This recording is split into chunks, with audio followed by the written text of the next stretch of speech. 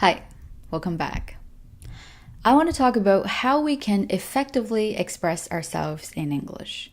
And I believe that's a question that has been bothering a lot of English learners for a long time because after you know how to express simple ideas in sentences, after you are already familiar with some of the common expressions or sentence structures you might use in English conversations, what's the next step? How can we become more proficient in this foreign language? In this video, I want to tell you 3 most important things that I have been holding very dear to my heart because these are the exact principles that have helped me to improve my communication skills in English. And I think through trial and error that they have been proven to work almost every time in all kinds of situations, regardless of how you are going to use the English language. So I do hope that you learn something meaningful from this video. Okay, number 1, we always want to start with the most important and relevant information first. As to what the information is, it might vary from situation to situation. So let's say if somebody asks you a question right now, where are you from? Or how do you like the weather here? You want to provide a straightforward answer to that question first, before you follow up with more details, more explanations, maybe, something about your own situation, whatever you want to talk about, you always do that later. Do that after you have already answered the question. Or if you now are telling a story to your friends, something funny that happened to you yesterday at work, you also want to start with a high-level summary of what the story is about. Maybe you even want to mention why that story is relevant to the conversation you're having at that moment. Or if you are asked to describe someone, maybe in your IELTS test or any other kind of situation, you also want to start with the most essential information, which is who this person is and why this person is relevant in this situation. Why are you thinking about talking about him or her? This might be something that we really have to train ourselves for because it might be different from how we were taught as young children how to speak Chinese in certain situations, where we have to be courteous. We cannot get right straight to the point. We have to talk about something that interests both parties first before we get to the main message we want to deliver.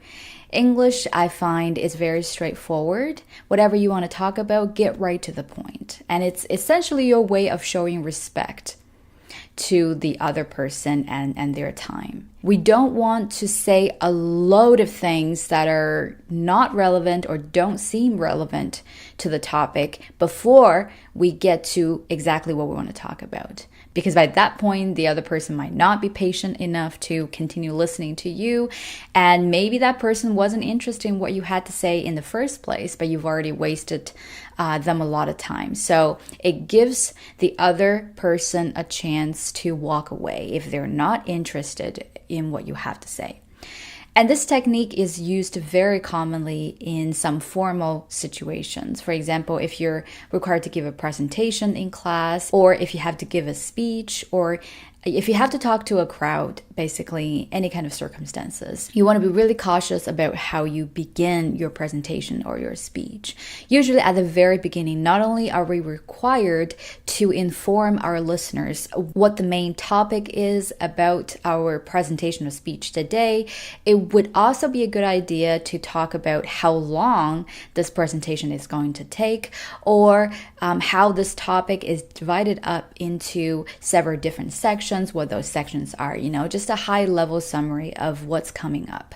It's like giving a preview to your audience. This is what we're going to talk about today so that they know what to expect. And it's always going to make your speech or presentation a lot more effective if your audience knows exactly what is going to be covered. Okay, number 2. Organization, organization, organization. You know I'm going to talk about this, how to organize our ideas.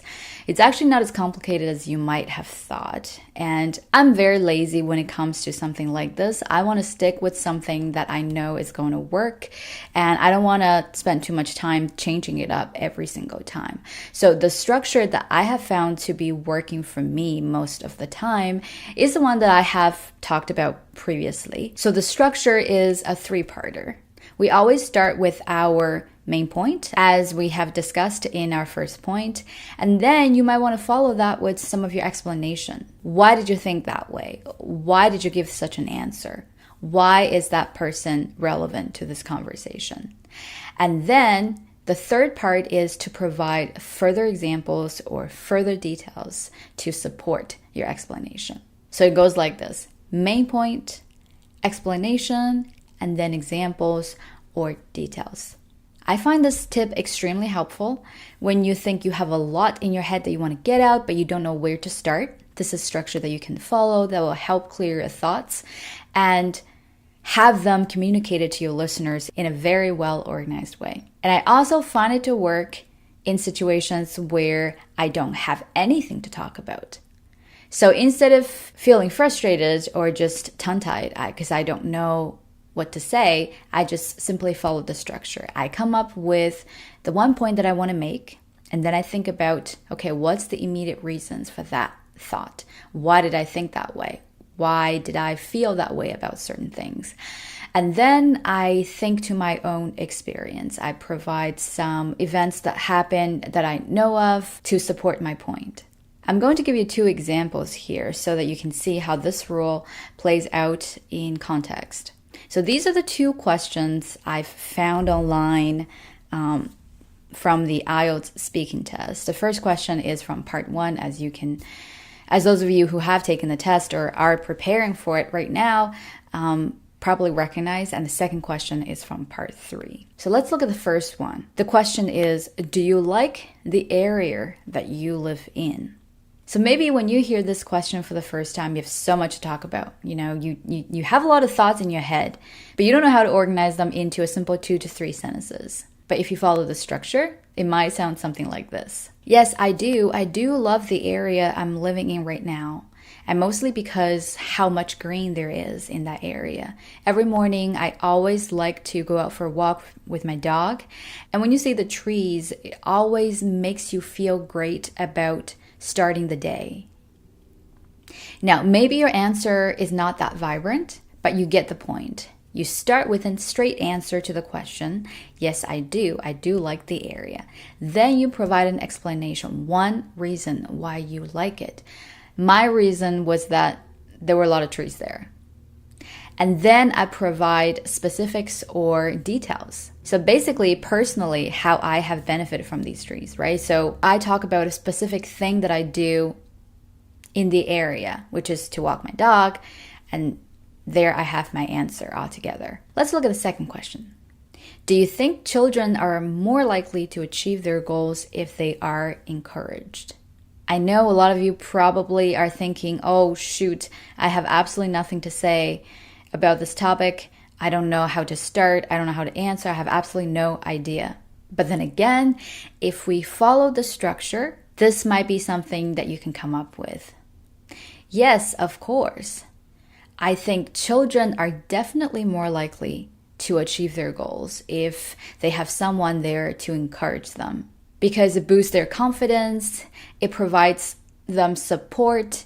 They feel like if they have a problem, somebody else would be there to listen to them. For example, when I was growing up, my parents are always there whenever I run into any kind of problems or I got into any trouble. And I always feel supported by them, no matter the situation. And because of their support, I was able to overcome all those difficulties and become the person that I am today. And that's why I think we should always encourage children, especially in difficult situations, so that they have more motivation, more support to achieve their goals. Once again, you can tell very easily from my suggested answer that if I follow the structure, I know exactly what I want to say next. I give my answer. Do I agree or disagree? Provide a simple explanation why I think so. And then I think of a personal story, a personal example, or even something that I heard of. I might not be part of the story, but even if it's something that I heard of, I could use it as a personal example to support my point. So I may start it off answering this question with absolutely no idea what I should say. But then if I simply think about the structure itself, I could right away just follow it and come up with something that's actually very well structured. And this rule is especially important if you are thinking about taking some kind of language test, because in those speaking tests, usually your substance doesn't matter as much as the structure you present your substance in. So basically, you're being tested for how well you can express yourself, how well you can bring together ideas and make them into a somewhat persuasive argument. All right, number 3. Substance tops everything. Let's set aside the language tests for a sec and focus on the ultimate goal of English learning, which obviously is to be able to express ourselves, our ideas, our emotions in this particular language. So if that is your goal for English learning, you don't want to skip this part. It's not just about how we say it, but what we say. You could come up with the most logically impeccable structure, but if you don't have anything interesting or meaningful to contribute to the conversation, nobody's going to listen to you.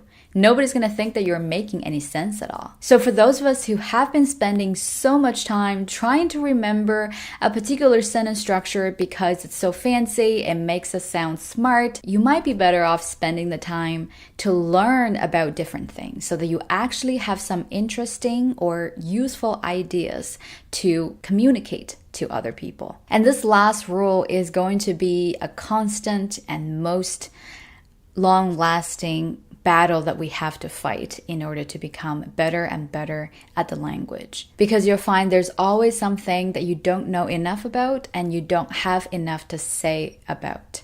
And if you need to talk about that with somebody else, how can you contribute meaningfully? How do you still, in that case, present yourself as a well-spoken person who has some valuable insights to share? For that question, I have 3 tips for you. First, we should always aim at developing our critical thinking. To look at things critically means to never take anything for what it is, to always think about whether you agree with it or not, whether it is true or not, whether there is anything wrong with its logic or the way it's presented. Always try to find some problems with it. Second, make sure to expose yourself to different ideas and different viewpoints. I know sometimes it's hard to listen to others, especially when we're so certain of what we believe in. You don't need to agree with them. You don't need to agree with those ideas.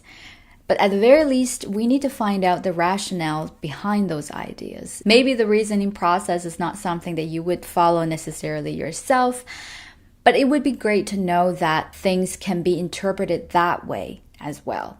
I find it's quite eye-opening sometimes to read about others' opinions, to know where that idea came from. And I guess it allows me to get out of my comfort zone and to not always be so stubborn about what I believe, to be more receptive towards what could also be possible.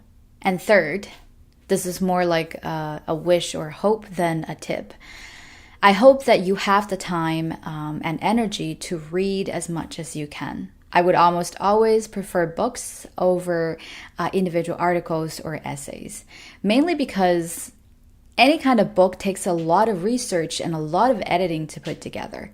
So, especially when you're reading a nonfiction book about a certain topic, you're essentially reading the most well thought out, most scrutinized collection of ideas that are arranged methodically together to present one single viewpoint. I genuinely don't think that there is a better way to learn how to expound on a topic than appreciating that from a book. All right, so those are the 3 most important things that I think you should know if you want to become a more effective communicator in the English language. And the order that I place those 3 things in is also the order that I would recommend if you want to start to improve your communication skills. Start with practicing saying the most important thing first. And then practice over and over again with the structure that we've talked about. And after you've spent some time with the first 2 rules, I would then move on to the 3rd, because the 3rd one is also the one that's going to take you the longest, and there's really no end to it, because you can become as good an English speaker in as many topics as you want. So I hope that you will find something useful in this video. And for those of you who have made it this far in my video, I know that you're genuinely interested in learning this language, and I do think that you will succeed in the near future.